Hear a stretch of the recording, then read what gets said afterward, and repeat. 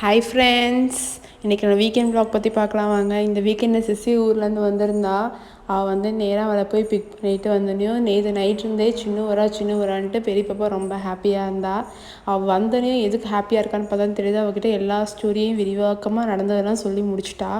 அப்பா அம்மாவுக்கு 30th anniversary அப்படிங்கிறதுனால சர்ப்ரைஸ் பண்ணலான்னு சொல்லிட்டு பிளான் பண்ணியிருந்தோம். நேராக இங்கே வந்து லஞ்செல்லாம் முடிச்சுட்டு கேக்கெலாம் வாங்கிட்டு வீட்டுக்கு போயிட்டோம். வீட்டுக்கு போய் நைட்டு கேக்கெலாம் கட் பண்ணி செலிப்ரேட் பண்ணி முடிச்சுட்டு நைட் அங்கேயே ஸ்டே பண்ணியாச்சு.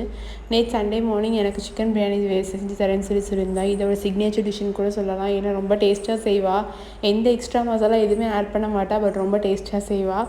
சூப்பராக செஞ்சுருந்தேன். நல்லாவும் வந்துருந்துச்சு. பக்கத்துலேயே இருப்பாள். சும்மா சண்டை போடணும் அப்படியே தோணிகிட்டே இருக்கும். நான் என்ன பேசுறதுன்னு கூட தெரியாது. இப்போ லாங்கில் இருக்கா. நிறையா பேசணும் போல் இருக்குது. என்ன பேச டைம் தான் கிடைக்கிறதில்ல. இந்த மாதிரி தான் போகுது.